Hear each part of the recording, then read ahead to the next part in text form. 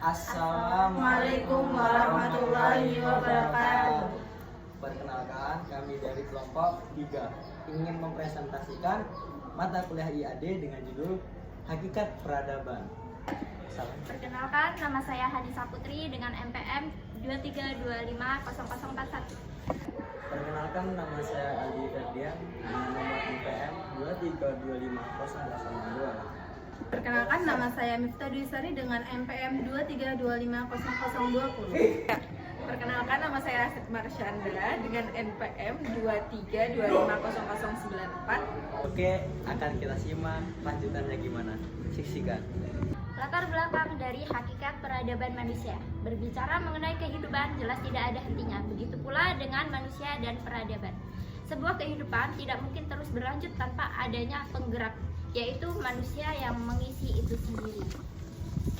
Perkembangan pada manusia, hakikatnya manusia berkembang untuk mengisi kehidupan, melahirkan perubahan dan peradaban. Sebenarnya sangat urgensi bagi kita untuk mempelajari manusia dan peradaban karena sudah sangat lama menjadi sorotan para akademisi dan cendekiawan di dunia. Pengajian tentang jatuh bangunnya peradaban manusia telah dilakukan oleh beberapa orang tokoh pengaji dari timur dan barat dengan masing-masing mengetengkan pendapat mereka sendiri.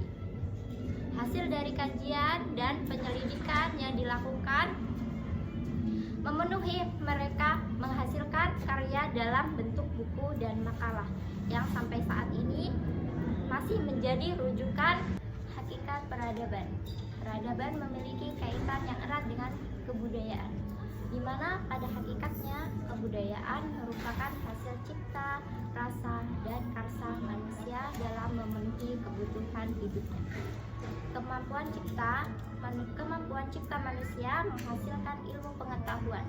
Kemampuan rasa manusia melalui alat-alat inderanya menghasilkan beragam barang seni dan bentuk-bentuk kesenian.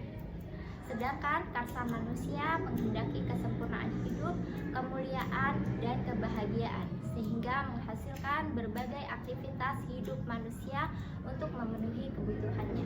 Oleh karena itu, pada tahun 1990, Kwenjaraningrat memberikan penjelasan bahwa ada istilah kebudayaan dan ada pula istilah peradaban.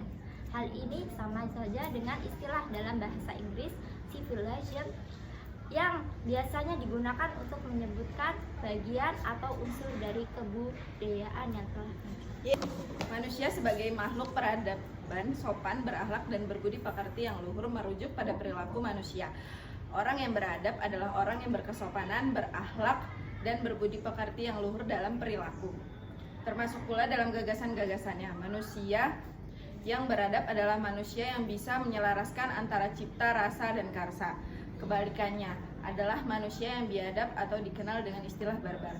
Pada hakikatnya manusia adalah makhluk yang beradab sebab dianugerahi harkat, martabat, serta potensi kemanusiaan yang tinggi. Tetapi dalam perkembangannya manusia bisa jatuh dalam perilaku kebiadaban karena tidak mampu menyeimbangkan atau mengembalikan cipta, rasa, dan karya yang dimilikinya. Selanjutnya, manusia sebagai makhluk sosial membentuk persekutuan-persekutuan hidup, yakni masyarakat. Manusia beradab pastilah berkeinginan membantu masyarakat yang beradab sehingga terbentuklah masyarakat adab dan berkeadaban.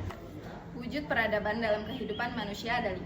Yang pertama, nilai adalah sesuatu yang berharga, bermutu, menunjukkan kualitas dan berguna bagi manusia. Yang kedua, moral. Moral berasal dari bahasa Latin mores yang berarti adat kebiasaan. Yang ketiga, norma. Norma adalah aturan yang berlaku di kehidupan bermasyarakat. Yang keempat, etika. Kata etika berasal dari bahasa Yunani ethos yang artinya adat kebiasaan. Yang kelima ada estetika. Secara etimologi estetika berasal dari bahasa Yunani estetis yang berarti perasaan atau selera perasaan.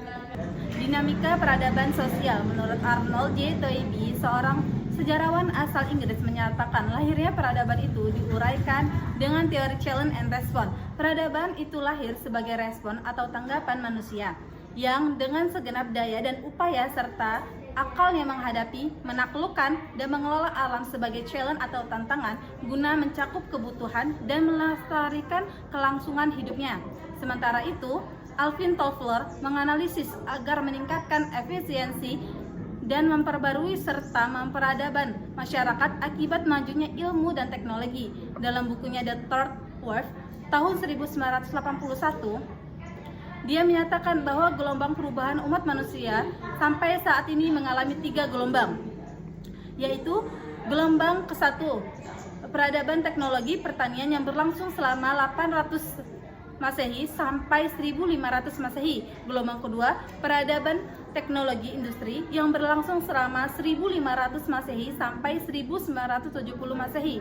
Gelombang ketiga, peradaban teknologi informasi yang berlangsung dari tahun 1970 sampai sekarang. Problematika peradaban dalam kehidupan manusia ada 5 bidang. Yang pertama, bidang ekonomi. Yang kedua, bidang politik. Yang ketiga, bidang budaya sosial. Yang keempat, yaitu bidang pertahanan dan keamanan negara. Yang kelima, yaitu bidang bahasa, kesenian, dan kehidupan sosial.